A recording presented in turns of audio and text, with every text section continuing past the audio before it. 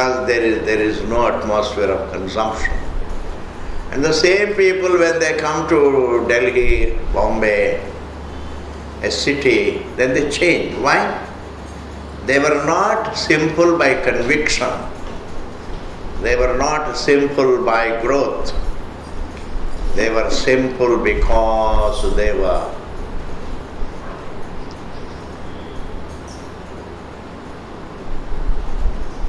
there is no opportunity for bhoga. There is nothing to tempt. Then you are a sage, is it not? If there is nothing to tempt, there is no super bazaar to tempt you, there are no restaurants to tempt you, and there is nothing to tempt you, then what do you become? The sage, Maharshi, Brahmarshi. But sitting in Khan market, you can't be a Brahmarshi. Can you be a Brahmarshi sitting in Khan market? You can't be a Brahmarshi sitting in Khan market. Therefore, the present times are such that everybody should understand. Every business, it is necessary for every businessman to understand, to be peaceful, that the times have changed, the climate has changed. If somebody cheats you, better accept it, because you also cheat. Try not to be cheated, but there are always people who cheat. Don't say, no, why should they cheat? They will. Why should they? That is different. They will. And if you say, even in America, oh, you should be very honest and all your votes must be, they must come by their conviction. ऐसा आता है? No, a lot of them are bought.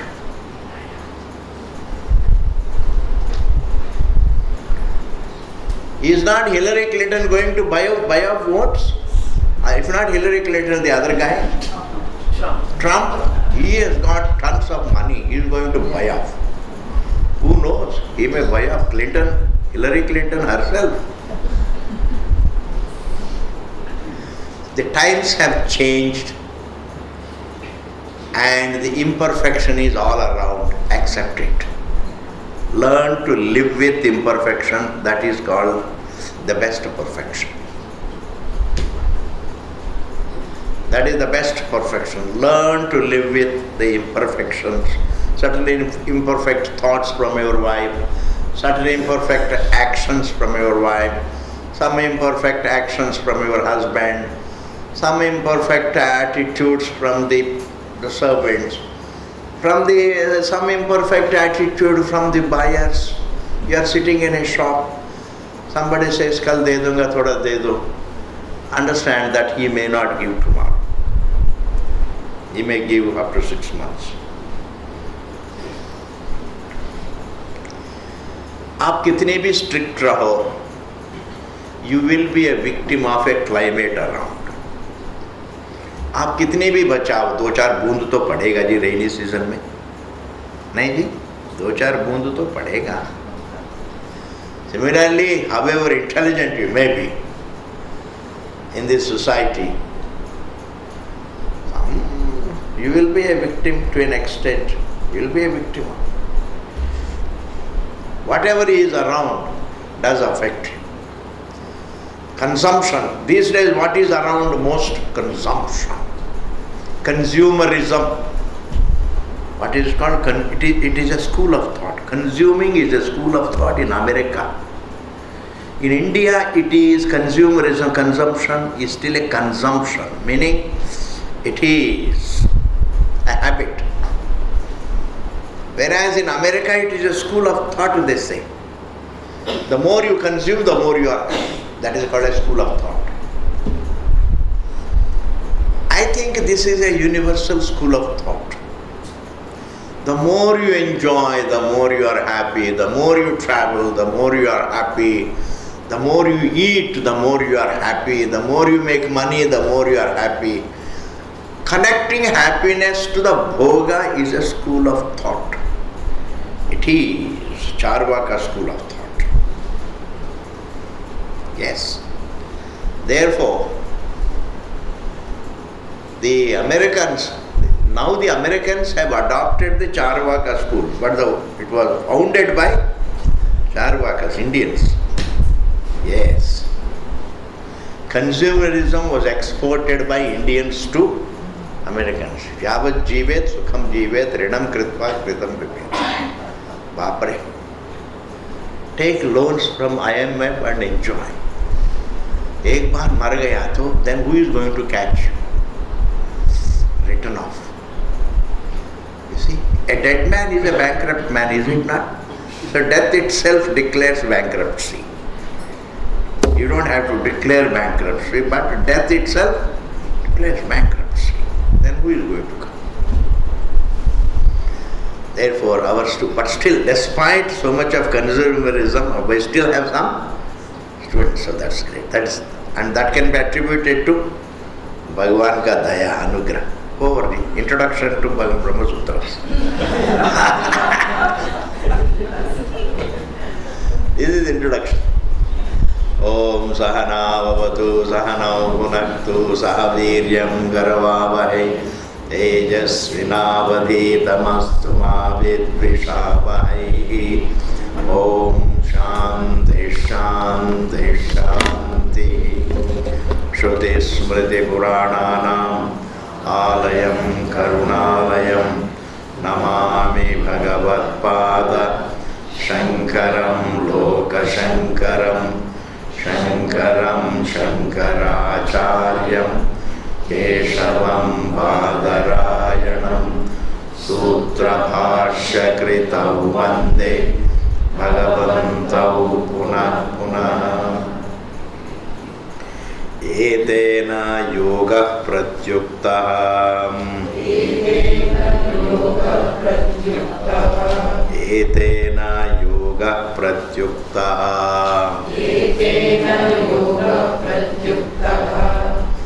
So,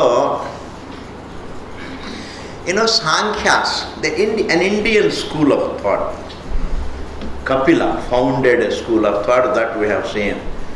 It's a very, very important thought to study and discover that it is wrong. A very popular thought, if it is wrong, it needs to be discovered as wrong. Whenever you discover the wrong as a wrong, it is a breakthrough for you. Whenever you discover the wrong as wrong, it is a breakthrough for you. I'm telling you, it's a breakthrough.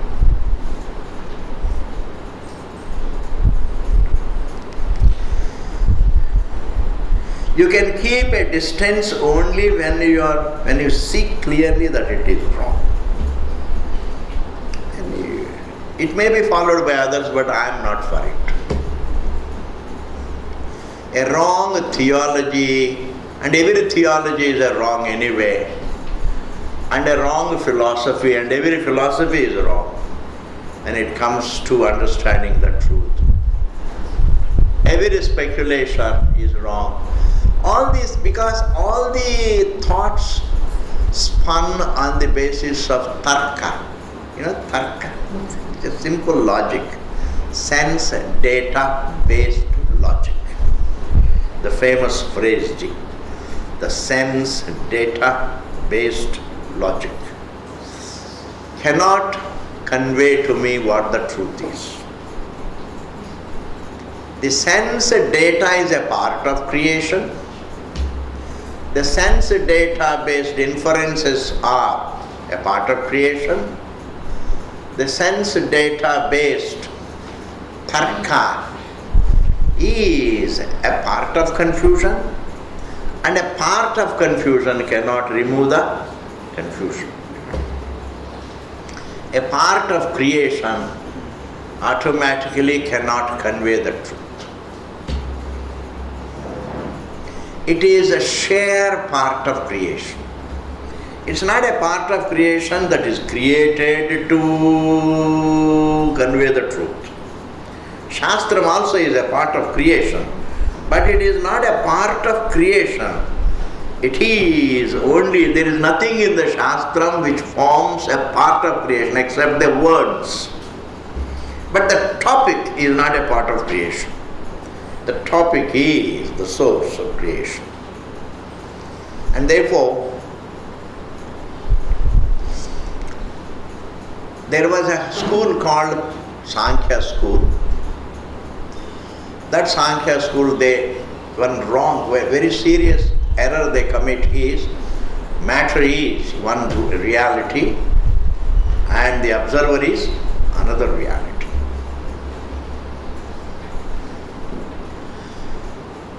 I mean, if the observer is another reality, matter is another reality, then you see the division.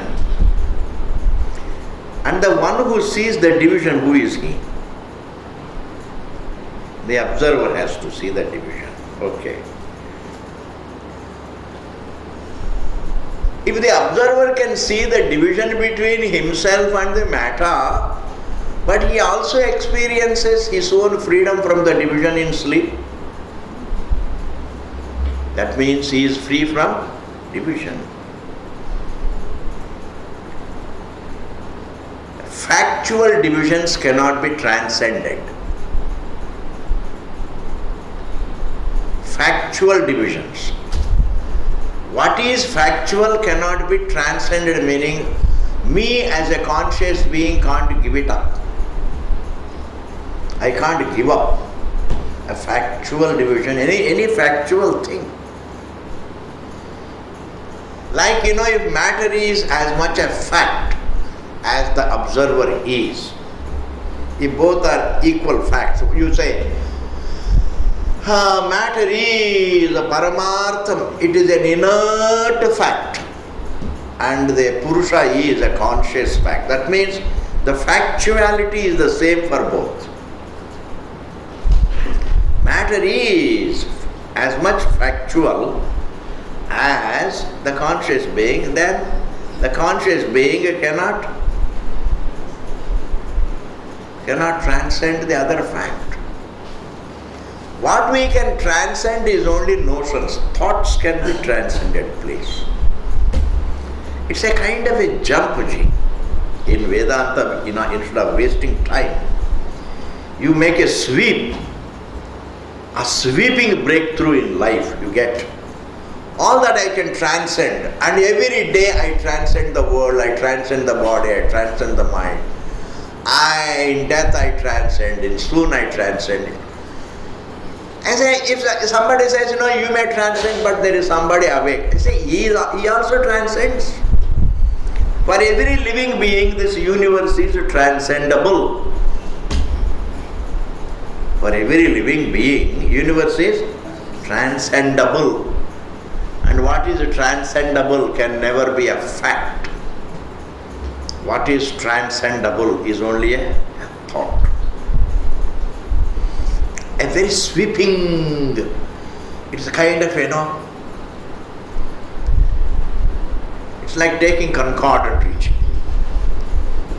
Understand, unless a waste of time. How can matter be notional when that also looks real, vagara, vagara, vagara. People go on being, in spiritual life also they keep on, the mind keeps on doing chick, chick, chick, chick, chick, chick, karte rehte hain. You understand the chick, chick? These are all called spiritual chick, chick people.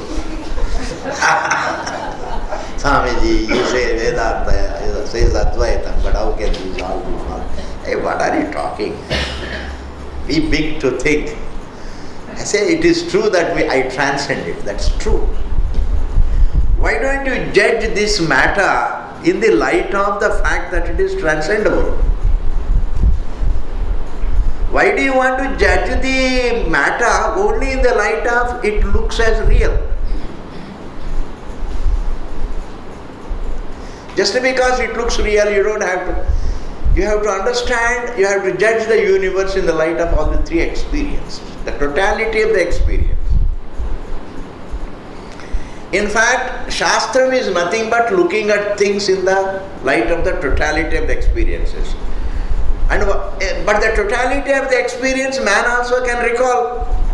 But he never recalls. That is why Shastra is a pramana. He never recalls the totality of the Anubhava. He always judges the waking objects in the light of the waking experience. Right now, they look real, that's it. How can they be false? But look at the waking state in the light of the three experiences. In the light of Sushupti, it's transcended. In the dream, it is transcended. In deep sleep, it's transcended.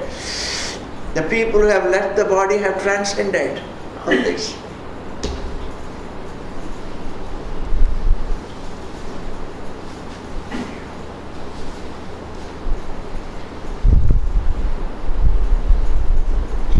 And therefore, the Sankhya always talks about there is a defectual.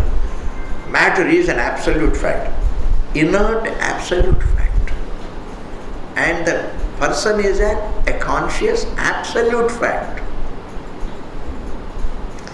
Matter is anadi inert fact. The conscious being is anadi conscious fact. That means what he is talking is the factuality is the same. One is an inert fact, the other is a conscious fact, both are facts. If both are facts, that situation of seeing both as the facts should never be transcended.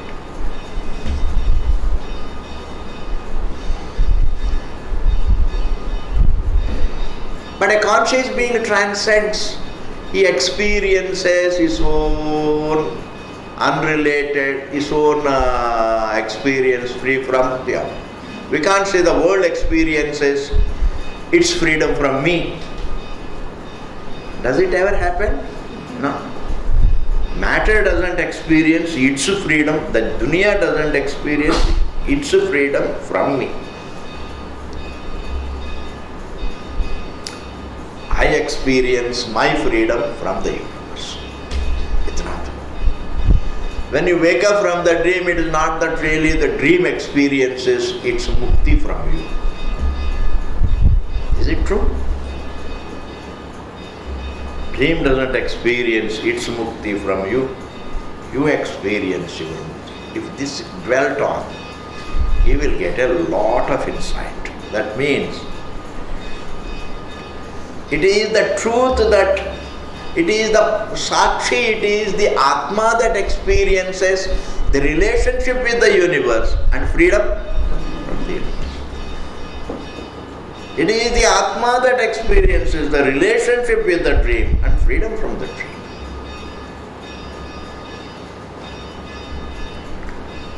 Therefore, it is our experience, not matter. In this manner, Vedanta tries to, whenever there is an objectionist, you get a lot of opportunity to talk. When somebody raises a doubt, you have a lot of opportunity to reason and talk. In the process, the students get benefited. So Shankaracharya Bhashyakara wrote a lot because there is a very serious doubt to be cleared. There is a serious, it is not one individual's doubt, it is a school of thought, pervasive school of thought. It is a universal school of thought. A lot of philosophers ultimately come to be only Sankhyas. Satya Mithya relationship is not their topic. Truth and notion. Truth and error. Generally, the conscious fact and the inert fact are always viewed as two parallel facts. Is it not? And it is a very serious school of thought and it needs to be corrected. And for that, Bhashyakara had to talk a lot. He talks a lot. He writes a lot. And in the process, you get a lot of diamonds. Diamond-like forms of logic. And just now I told one, a fact should not be transcended is from Bhashya.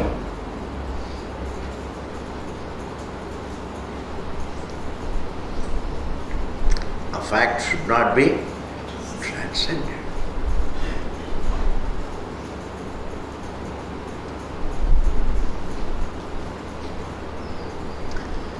And Sankhya Kapila had a disciple by name Patanjali. Patanjali was a rishi also. Patanjali, same Patanjali, who founded his own school because Guru, Shishya. Shishya ka bhi apna identity chahe. You see, the class of sages we had who spoke the truth and disappeared. We didn't have to, we never worked for carrying on their name, etc. That's a different class of sages, I'm telling you. A different class of rishis, different class of masters who said the truth and then they didn't go. Then they said that I will let my name continue. That Bhranti was not there.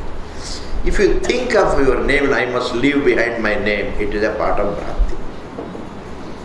Swamiji, halka Bhranti, serious Bhranti, serious Bhranti. It's a very serious Bhranti, please understand. It's a very serious Bhranti.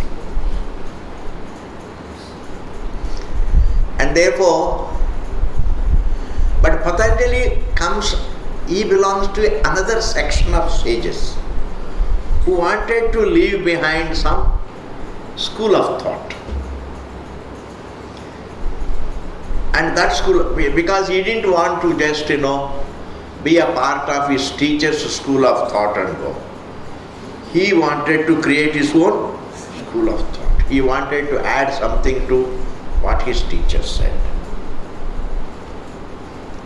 Not that he very drastically departs from his from his teacher's school of thought, but he just adds one more brick to it.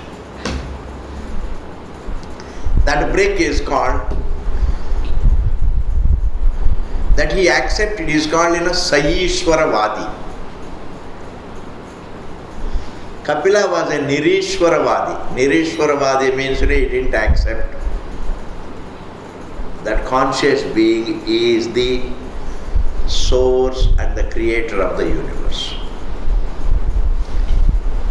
Is Nirishwaravadi, means there is a Purusha, there is a Prakriti, that's it. There is no Ishvara.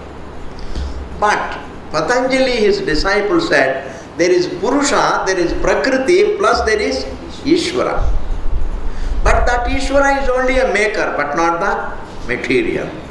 But when do we come across him? Never. He is Nitya Paroksha. That is Patanjali. And Patanjali school of thought has been adopted by Arya Samajis. Arya Samajis accept Ishvara as a maker, not the material.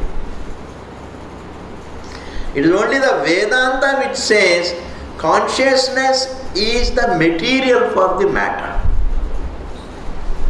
Like consciousness is not only thinks a thought, the consciousness is the material for the thought. Thought is a creation within consciousness. Thought is a creation, Maya Srishti. Whereas Patanjali accepts Ishvara, but he is only Nimitta Karanam, but not Upadana Karanam. Which is what most of the theologies say. Lot of people accept God. God created. Upar wala ne kiya. That is nothing. It's a very, very simplistic thought. Because when I did not make it, then somebody else must have made it. He must be definitely more powerful than me. Therefore he is Bhagavan. Therefore, to arrive at the idea of God is very simplistic. मैंने बनाया नहीं इस दुनिया को, तो और कोई बनाया, उनका नाम भगवान है. To arrive at this thing is not a big thing. This need not be. Therefore, mere belief that God is the maker of the universe is not. It's not a great faith. You can't give him the credit that he is a religious person. It's nothing. It's nothing. Are you able to follow what I am saying? Therefore, it's not a big deal to accept, to think of God as the maker of the universe. God is the maker of the universe. Simply what you mean is you are not the maker. Bas itna hi hai. Bas you are only restating that you never made it. Bas itna hai. But really, you strike depths into the pursuit of the truth. The moment you say that God is not only a maker, meaning he is not only a conscious being, he is the material. If he is the material, then definitely the relationship between the material and the made is satya mithya bhava. Because there is non-separateness between, there is non-division, there is oneness between the material and the maker, and the material and the made. Between water and the wave there is oneness. That oneness is not a blend of the two. That oneness is nothing but the non-duality of waterness. The oneness of water. The oneness of wave with water also means the oneness of water. That is the tatparya. The oneness of matter with awareness means the oneness of awareness alone, ekatva. Awareness alone is, conscious being alone is. Therefore, the moment you think Parameshwara as the upadanam for the Jagat, then you belong to a different class of people.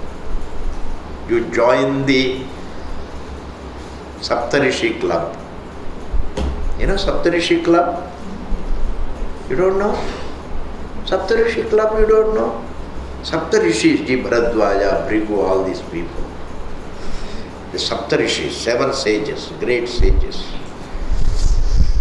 Saptarishi club, you join the Saptarishi club. You become a very big thinker. If you really get convinced that truth is not only conscious, but it is also the material form, the entire objectified. The unobjectifiable subject is the material form, all that is objectified. The unobjectifiable subject is the material form, all that is objectifiable. If you think this, understand, as a grihastha, as a human being, you have entertained the best thinking. You cannot. And this thinking resolves in oneness.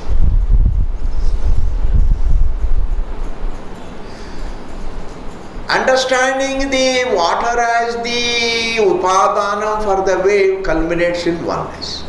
That is jnana. If I discover the water as the truth of all the waves, I also have discovered oneness. This is called prakriya choicelessly culminating in the tatparyam called ekatva. Satyamithya relation need not be negated. Satyamithya relationship negates all other relationships. But Satyamithya relationship is not negated. It negates it. It gets resolved in oneness. Vedanta prakriya is not negated by another prakriya. Vedanta prakriya resolves in oneness. I hope you are following this point. You may say Satyamithya bhava, Pitru Putra bhava, a relationship. समझ गए ना? Maker-made relationship. Teacher-taught relationship. Seer-seen relationship. Full of relationships. This world is full of relationships. Everything is a sambandhi. Even for a brahmachari there are so many sambandhis. Sambandhi, you understand? Sambandhi. Satyamitya bhava negates all other bhavas. A person may ask a question, then who negates the Satyamitya bhava? Satyamitya bhava is not negated. Satyamitya thinking is not negated by some other thinking. All other thinking is negated by Satyamitya thinking, and Satyamitya thinking negates itself, meaning it resolves in ekatva. Like the thinking that there are many waves, that the thinking in terms of the Dvaitam, the realm of the Dvaitam, this Taranga Prapancha. The Taranga Dvaitam is negated by the Satyamithya thinking between the water and the wave. Then one may say, all right sir, the Dvaitam is negated by Satyamithya thinking, but who negates the Satyamithya thinking? The Satyamithya thinking is not negated by another thinking, then it becomes anavastha. Satyamithya thinking, Satyamithya jnanam resolves in oneness. It can't. This is what they say, what they mean in Vedanta. Advaita jnanam. Advaita jnanam negates the Dvaita jnanam and itself subsides. This is what they say. In a clumsy manner they say. But the right way to say it is, as the Bhashyakara puts it, Vedanta Prakriya choicelessly culminates in Tatparyam. Choicelessly culminates in Tatparyam is the best way of saying it. What Dimagaj? Choicelessly culminates. Lullaby choicelessly culminates in oneness. You know lullaby? Lullaby. Swami ji एक जमाने में था लल्लबी इस गाँव में, आजकल शहरों में कौन लल्लबी गाते हैं? Nobody knows what is lullaby. It is only when we come to Ramana Kendra we hear this word lullaby. Nowhere we hear this lullaby ji. There is no lullabies. That is why this dunya is so miserable, because there are no lullabies. If every mother knows how to sing a lullaby for the children, and the children also will look after them in old age. All the mothers who sang lullabies for their children, they are well looked after by their children. And all those mothers who put the TV on and then went to some club, their children go away to America. Yes. How lullabies choicelessly resolves in oneness. Otherwise, oneness is not an object of thought. A right thought resolves unto oneness. That's important. A right thinking resolves in oneness. Samyak jnanam resolves in oneness. Otherwise, one may say, Samyak jnanam also is jnanam, it is a right understanding. But what about that understanding also becomes additional to the truth? Right understanding, it does not join the truth as second to it. It culminates. Isko samajhna, you need to be, should I say, you need to be a genius. Yes. Yes, Swamiji, yes. How the right choicelessly culminates. When I understand it, you see, it is thinking. Prakriya is what? All the waves are born of water, sustained by water, go back into water. And what is being taught is Satyamithya Bhava. And Satyamithya Bhava, the moment I see the water is the common source, undergoing no change, that means it is Satyam. And Tarangatvam, that form, is a Mithya.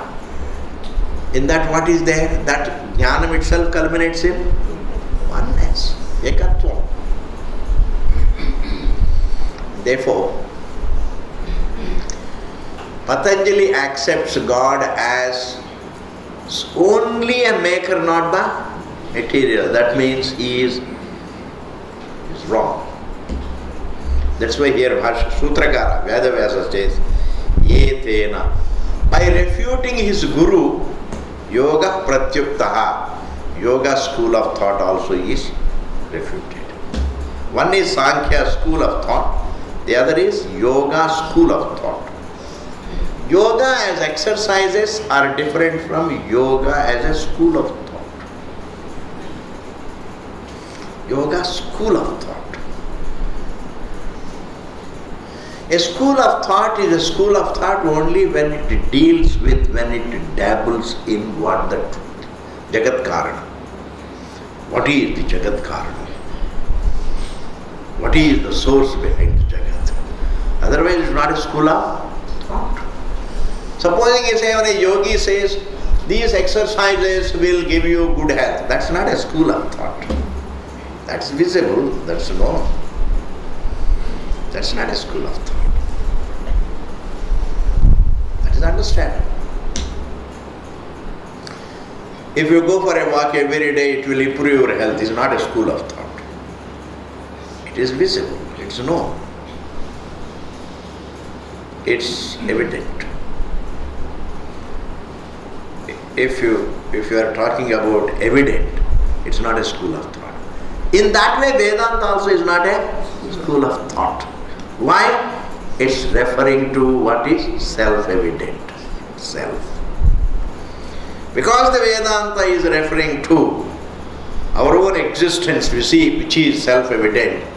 In that sense, Vedanta is not a school of thought. If you talk about what is evident, it is not a school of thought. If you speculate about the truth, that is not a school of thought. In this world there are a lot of, thus it's over here. Thus Sankhya school and Yoga school both are refuted in Vedanta. Not yoga as exercises.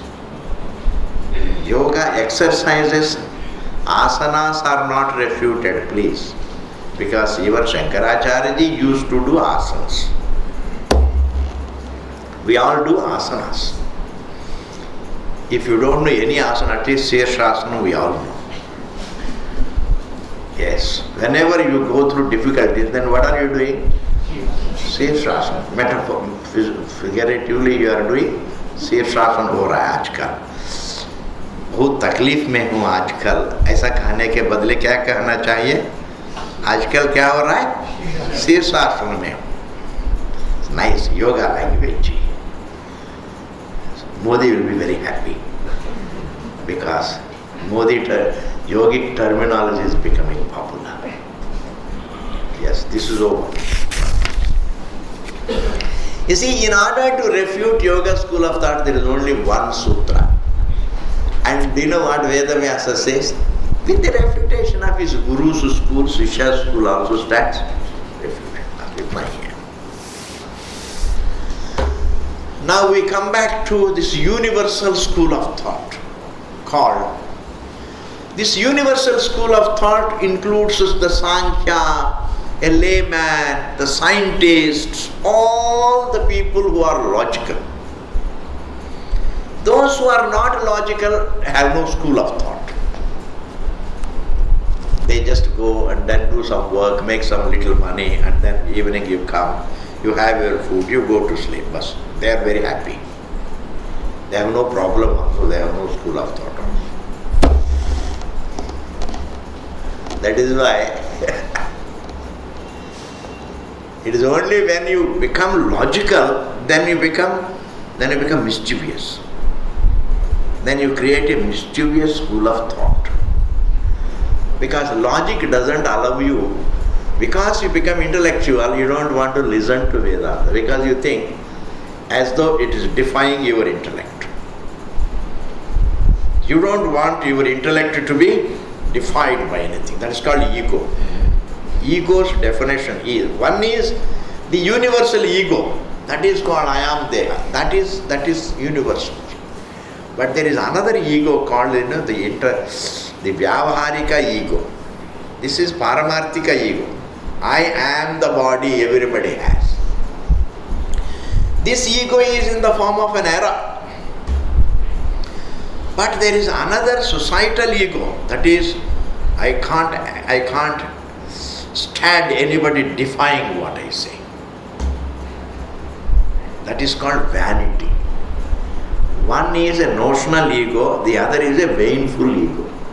Are you able to follow? One is a vanity. Vanity means, I can't, whatever I say, that's final. Therefore, every intellectual has got both the kinds of ego. First kind of ego, the universal ego and the special ego. The common ego and the particular ego. The common ego, of course, everybody has. That I am, they are, that's nothing. But the other ego is, I am an intellectual. And therefore, every intellectual thinks, what is there for me to hear? Why should I listen to Vedanta when I am intellectual enough to figure out what the truth is? All these intellectuals are a part of the universal school of thought. A lay intellectual also is illiterate. There are many villagers who are illiterate, but they are very intellectual. They have got a school of thought. They have got a political school of thought. These days, in the olden days, Raja used to rule, Kings used to rule. So you had very little say in the ruling. Therefore, you had very few political schools of thought. Therefore, laymen always indulged in metaphysical schools of thought. Understand these times are, you have to follow this point. In the olden days, people indulged in spiritual schools of thought. The metaphysical schools of thought flourished because there was no democracy, therefore you have no role to play in politics. When you have no role to play, then you have no school of thought also. But in villages these days, everyone has a political school of thought. Everyone has got enough political knowledge to become the Prime Minister. Yes. Now the problem is people indulge so much in the political schools of thought, the metaphysical, the spiritual schools of thoughts are dead, I am telling you. Are dead. It is only a few people who have become really religious people. All these religious people have some religious school of thought, some spiritual school of thought. But sometimes in the villages also you come across somebody who indulges in some spiritual school of thought also. They also are a part of this universal school of thought that we are going to do. Every intellectual, every philosopher, every speculator, every intellectual theologian, every scientist thinks this way. How does he think? Na vilakshanatvat asyam tathatvam cha shabdat. Very beautiful, ji. Arab se sunna. It's very, very beautiful. The whole creation says conscious being cannot be the source of. Brahman cannot be the subject. Your being, your conscious identity cannot be the source of this universe. Why? Vilakshanatvat. Because if the Atma, if consciousness were the source of matter, then matter must inherit the qualities of consciousness. Perfection is one of the qualities of consciousness. Unlimitedness, as per the Shastra, is one of the qualities of consciousness. Peacefulness is one of the qualities of consciousness. Stillness is one of the, that is called unlimitedness, is the quality of consciousness. But the qualities of matter and the qualities of consciousness don't agree with each other. Matter is totally unlike consciousness. It is totally unlike, not partially unlike. The table is unlike the chair, but it's not totally unlike, because both are forms. There is something common. In all dissimilarities in creation, there is some similarity. Absolute dissimilarity between one object and another object is not there. Are you able to hear? See, you have to toast 1 घंटा के लिए अच्छी तरह से सुनो, उसके बाद सीधा सागर चले जाना. To wash off all the brainwashing. Go and have a hot cup of coffee. All Vedanta is gone. Then you can go back home, a clean slate. जैसे आप आया था, then there is no problem. But this is something worth hearing. Telling you this, Vedanta is the only thing that is worth hearing. Everything else is just, you can ignore it.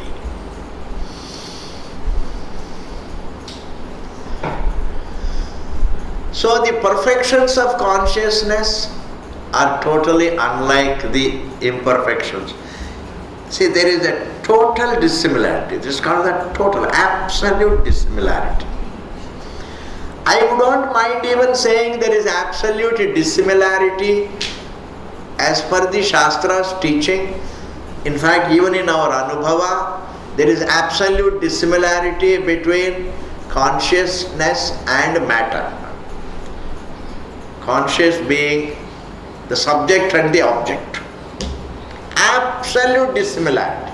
The conscious identity of the subject and the matter, there is absolute dissimilarity. Why do you say absolute dissimilarity? I say, I can reach that statement, that is absolute similarity, because the subject alone is, the matter is not. That's absolute. One is, the other is not. Then what else is absolute? You can't go beyond it.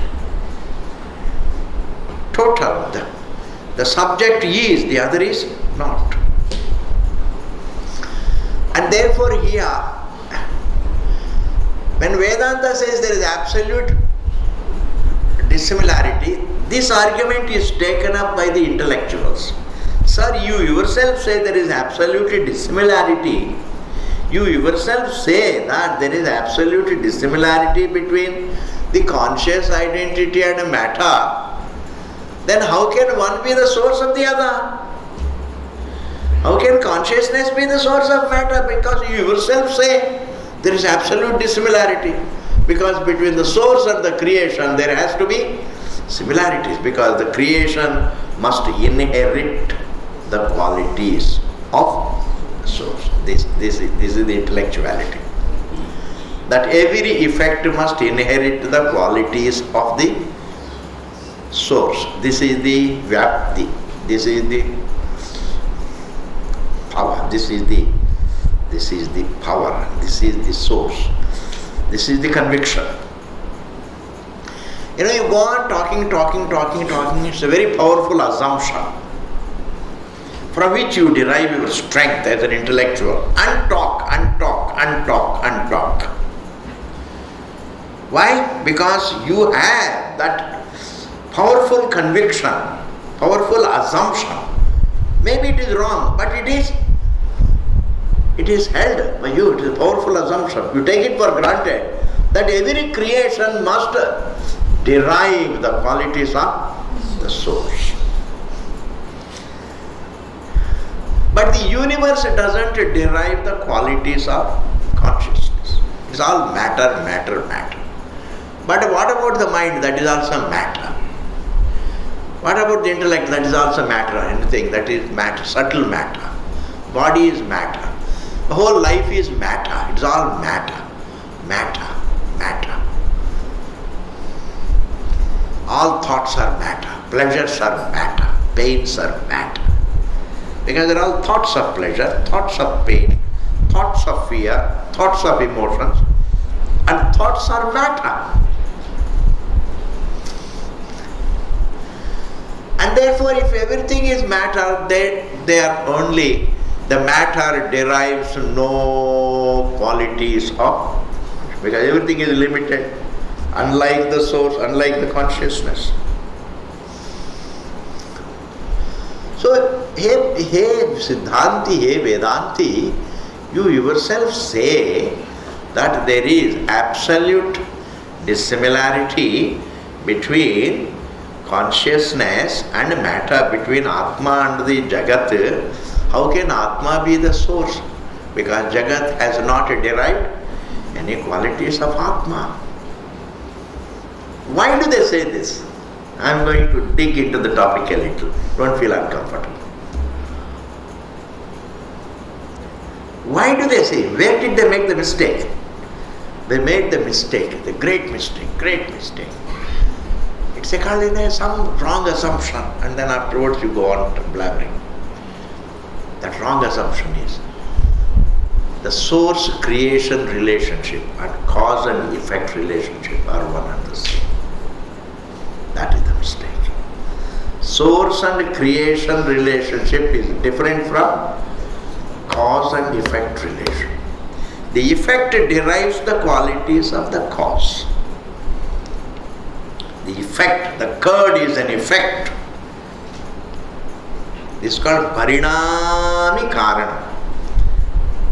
The curd derives the qualities of the milk.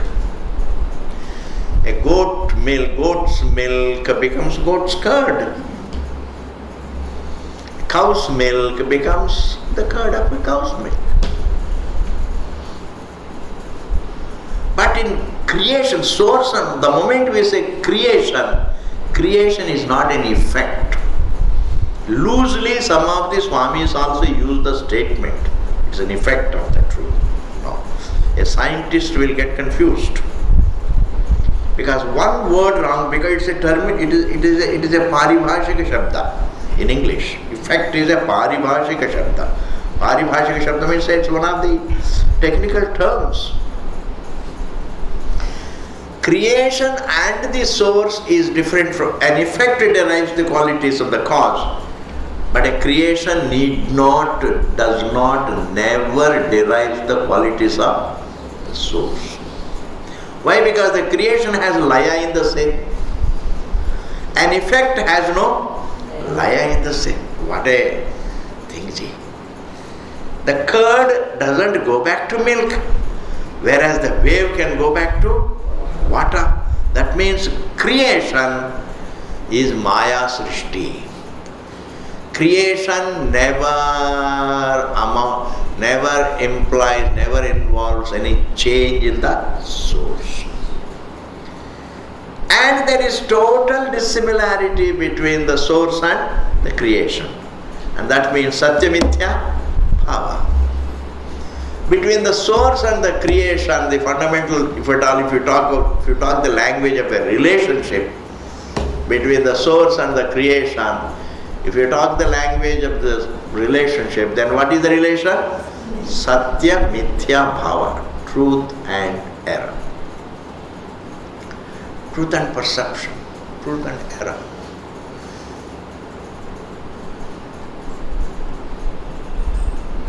Peace and process.